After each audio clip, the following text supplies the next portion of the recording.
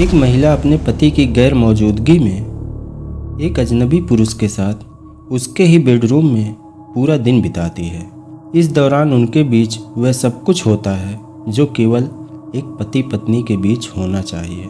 लेकिन अगले ही दिन उसी घर से पुलिस को एक शव बरामद होता है जिसे बेहद क्रूरता से मौत के घाट उतारा गया था। हत्या इतनी निर्ममता से की गई थी कि ये घटना पूरे इलाके को झकझोर कर रख देती है। जांच के दौरान पुलिस जब घर के सदस्यों के बारे में जानने की कोशिश करती है तो एक चौंकाने वाली जानकारी सामने आती है।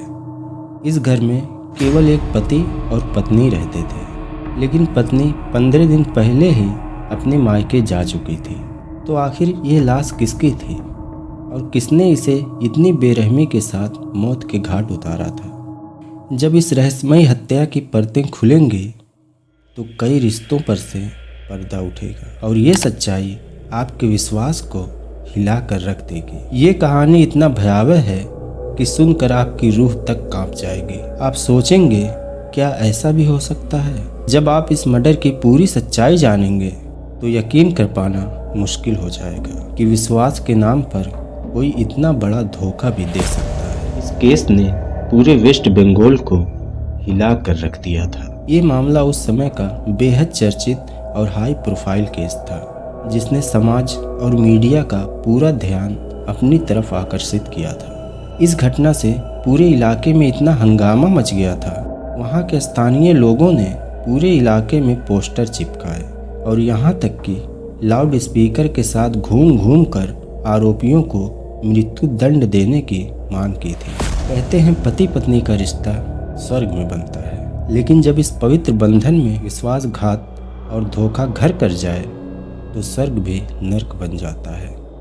जब एक शादीशुदा जिंदगी में किसी तीसरे की एंट्री होती है तो ये रिश्ता बिखरने की कगार पर होता है। कई बार ये तीसरा शख्स सिर्फ प्यार नहीं बल्कि खतरनाक मोड़ लेकर आता है। आज की कहानी एक ऐसी ही पत्नी की है जिसने अपने पति से साथ जीने मरने के वादे किए थे, लेकिन इस पत्नी की बेवफाई और साजिश ने प्यार और भरोसे को हमेशा के लिए दफन कर दिया।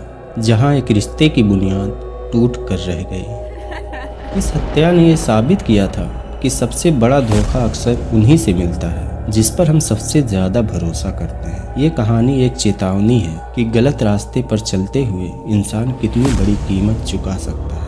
तो चलिए इस कहानी को शुरू करते हैं और जानते हैं इस खौफनाक कांड के पीछे की डार्क रियलिटी।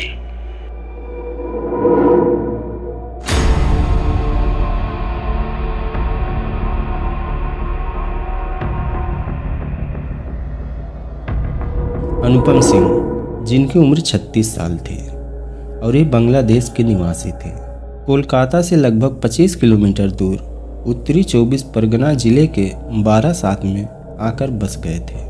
ये अपने माता पिता के इकलौते बेटे थे। अनुपम के पिता जगदीश सिंह, माँ कल्पना अभी भी बांग्लादेश में ही रहते थे। अनुपम सिंह एक ट्रैवल एजेंसी के लिए काम करते थे। अनुपम की शादी 2016 में एक मनुआ मजुमदार नाम की लड़की से होती है। मनुआ एक कैजुअल कर्मचारी थी। इन दोनों की शादी अरेंज मैरिज थी। शादी के बाद के कुछ महीनों तक दोनों के बीच का रिश्ता बिल्कुल ठीक ठाक और सामान्य रूप से चलता रहा और तभी मनुआ की शादीशुदा जिंदगी में एक लड़के की एंट्री होती है जिसका नाम था अजीत रॉय। मनुआ और अजीत की दोस्ती कॉलेज के दिनों से थी क्योंकि ये दोनों एक ही कॉलेज में पढ़े थे। अजीत रॉय पहले से ही शादीशुदा था, लेकिन जिस लड़की से अजीत की शादी हुई थी वह लड़की अजीत राय से डिवोर्स ले चुकी थी। अब अक्सर ऐसा होता था, मनुआ का अपने पति के लिए जो लगाव और व्यवहार था वो धीरे धीरे बदलने लगता है। काम के बहाने घर से निकलती थी और पूरा दिन अजीत रॉय के साथ बिताती थी क्योंकि उसका सारा ध्यान अब अजीत पर था। पहले जहां वो हर छोटी बड़ी बात में पति का ख्याल रखती थी, अब उसकी दिलचस्पी और फिक्र बस अजीत की ओर ही जाने लगी थी। अनुपम सिंह को जब अपनी पत्नी मनुआ मजुमदार और अजीत के नाजायज रिश्ते के बारे में पता चलता है तो वह मनुआ को समझाने की कोशिश करते हैं, अनुपम कहते हैं, देखो ये सब बातें एक शादीशुदा ज़िंदगी में ठीक नहीं होती। हमारा बच्चा भी जल्द ही इस दुनिया में आने वाला है। अगर उसे अपनी माँ के बारे में ये सब कुछ पता चलेगा तो उसके मन पर क्या असर पड़ेगा। हमें अपने परिवार और भविष्य के बारे में सोचना चाहिए। लेकिन अनुपम की इन बातों का मनुआ पर कोई असर नहीं होता। उसकी भावनाएं और फैसले अजीत की तरफ ही झुके रहते हैं। धीरे धीरे दोनों के बीच की बातें और तकरार बढ़ती चली जाती है। हालात इतने बिगड़ जाते हैं कि दोनों के बीच रोज़ाना झगड़े होने लगते हैं। आखिरकार मनुआ अनुपम को अकेला छोड़कर अपने मायके चली जाती है, जिससे उनके रिश्ते में और दरार पड़ जाती है। अब मनुआ अपने पति से पूरी तरह से छुटकारा पाना चाहती थी। इसके लिए उसने एक ऐसी खौफनाक साजिश रची जिससे कई जिंदगियां बर्बाद होने वाली थी। 2 मई 2017 को मनुआ अपने बॉयफ्रेंड अजीत रॉय के साथ पति अनुपम के घर गई। उस दिन वह और अजीत पूरे दिन घर में साथ रहे। उनके बीच वो सब कुछ हुआ जो आमतौर पर पति पत्नी के बीच होता है। मनुआ के दिल में अब बस एक ही ख्वाहिश थी, अनुपम को हमेशा के लिए अपने जीवन से निकाल देना। उसने अजीत से कहा, अगर तुम मुझे पूरी तरह से पाना चाहते हो तो अनुपम को हमें रास्ते से हटाना होगा। ये बात दोनों के लिए अब एक निर्णायक योजना बन गई थी। वह अनुपम की हत्या की पूरी साजिश बारीकी से रचने लगे। मनुआ और अजीत ने इस कदर ठान लिया था कि अब पीछे हटने का कोई सवाल ही नहीं था। दूसरी तरफ अनुपम इस घिनौनी साजिश से पूरी तरह अनजान था। अपने काम में मगन वह इस बात से बेखबर था कि आज उसकी ज़िंदगी का आखिरी दिन है। पूरी योजना तैयार होने के बाद मनुआ अजीत को घर में छोड़कर बाहर से दरवाज़ा लॉक करके चली जाती है। अनुपम रोज़ की तरह अपने काम से छूटकर घर लौटते हैं। दरवाज़ा खोलते ही उन्हें अंदाज़ा भी नहीं था कि मौत उनके इतने करीब खड़ी है। जैसे ही वह अंदर आते हैं, अजीत रॉय जो पहले से ही घात लगाए बैठा था, लोहे की भारी रॉड से उनके सिर पर ज़ोरदार वार करता है। यह हमला इतना तेज़ और अचानक होता है कि अनुपम को संभलने का मौका तक नहीं मिलता और अनुपम वहीं फर्श पर गिर जाते हैं। अजीत की क्रूरता यहीं नहीं रुकी। उसने अनुपम के मुंह में लोहे की रॉड ठूंस दी और तुरंत मनुआ को फ़ोन लगाया। उसने कहा, अब तुम अपने पति की आखिरी चीखें सुन सकती हो।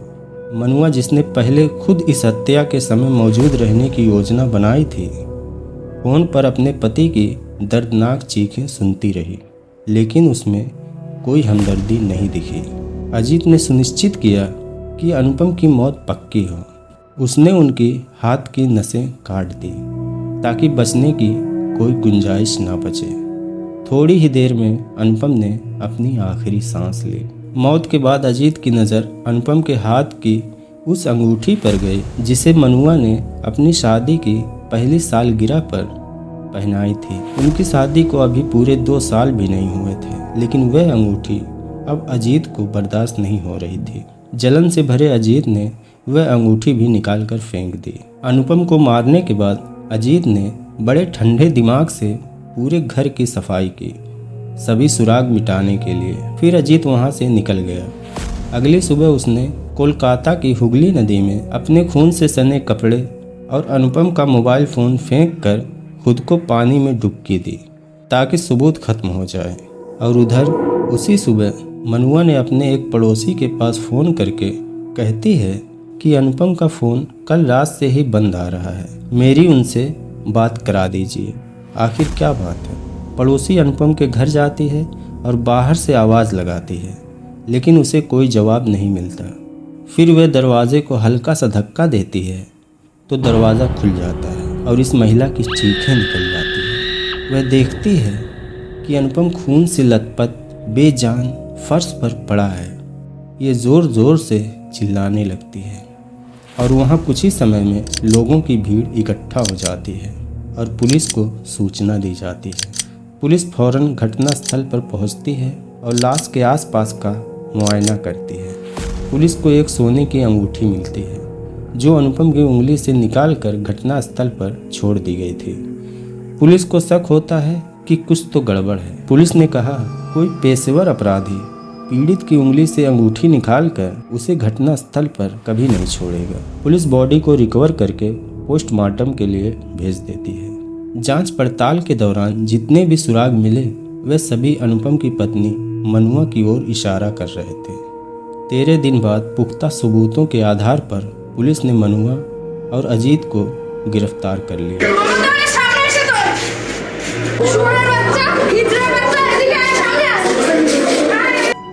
अजीत के मोबाइल टावर लोकेशन से पुलिस को पता चला कि हत्या के बाद वह कई बार सोनागाछी के देह व्यापार गिरोह में गया था। हालांकि अजीत का दावा था कि हत्या के बाद उसने पश्चाताप और पुलिस के डर से वैश्यालय में शराब पीकर रात बिताई थी। अनुपम के एक साथी अभिषेक चटर्जी ने मीडिया को बताया था कि अनुपम अक्सर अपनी शादी पर पछतावा करता था।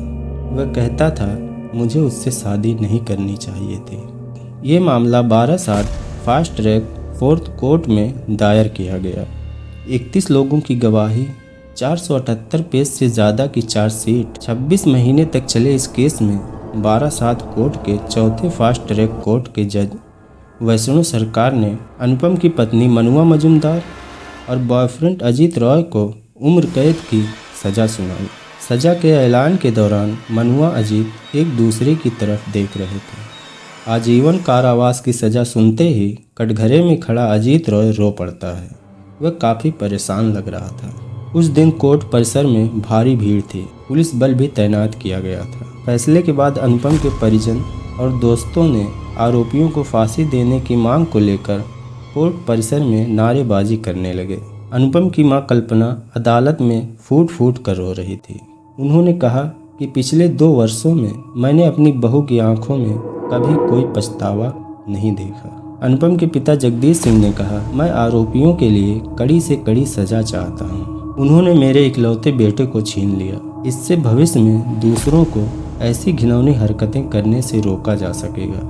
अगर मनुआ और अजीत एक दूसरे को इतना चाहते थे तो वे तलाक लेकर नई जिंदगी की शुरुआत कर सकते थे। आखिर क्यों उन्हें एक मेहनती इंसान की हत्या करनी पड़ी जो बस एक खुशहाल परिवार की चाहत रखता था। दोस्तों, इस क्राइम स्टोरी ने आपको किस तरह से प्रभावित किया?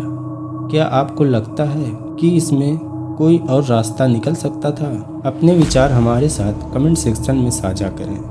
आपकी राय इस चर्चा को और भी दिलचस्प बना सकती है। अगर ये वीडियो आपको पसंद आई हो तो प्लीज़ वीडियो को लाइक ज़रूर करें और ऐसी ही और कहानियों के लिए हमारे चैनल को सब्सक्राइब करना ना भूलें।